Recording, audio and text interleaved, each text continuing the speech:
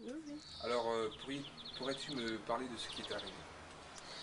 Alors voilà, c'était en janvier 81, 1981. J'étais en Thaïlande, j'avais fait un voyage, je partais 2 mois. Et en rentrant vers Bangkok, j'avais pris à partir de Phuket un bus de nuit et je me suis endormie. Et puis à un moment donné, j'ai senti une légère secousse et je sais pas, j'avais une sensation de malaise. Et puis peut-être 5 minutes après, le bus, enfin c'est-à-dire le chauffeur, il a loupé le virage, il a dû s'endormir. Et on a fait une chute de à peu près 8 mètres dans un ravin. Et, et puis bon, j'ai entendu des éclats de vitres, de verre, et puis plus rien. Et c'est à ce moment-là que je suis partie, je suis sortie de mon corps.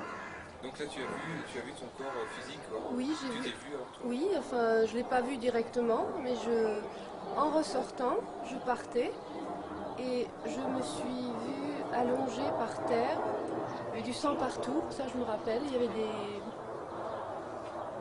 des gémissements, du sang, et puis je suis partie. Et je suis partie, j'étais pas bien du tout. Je me sentais vraiment, il n'y avait que du noir.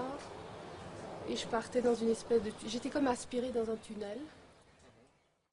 Et c'est à la sortie du tunnel, d'un coup, j'ai vu des êtres, des espèces d'anges. Je me suis Ouais. vue, j'ai vu ma vie, je me suis vue enfant. Un espèce de flashback, en fait, tu Oui. revenais en arrière. Et ce qui était bizarre, c'est que je me suis vue courir dans un champ avec une robe rouge avec petits pois blancs. J'ai vu des êtres très chers décédés qui m'ont souri. D'accord, ouais. Euh, Donc et puis, tu as revu des êtres que tu avais oui, connus de ton vivant? de mon vivant, ma grand-mère par exemple, Ouais. mes oncles qui sont décédés, et d'autres êtres de lumière, si tu veux, des anges, mais bien sûr sans ailes, rien du tout. C'était des gens qui m'accompagnaient. Ouais, d'accord. Et puis d'un coup,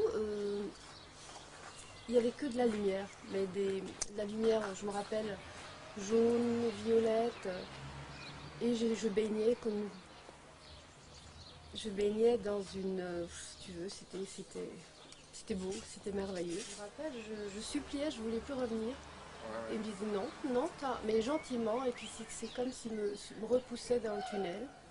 Et je suis repassée par le tunnel et je suis retournée dans mon corps.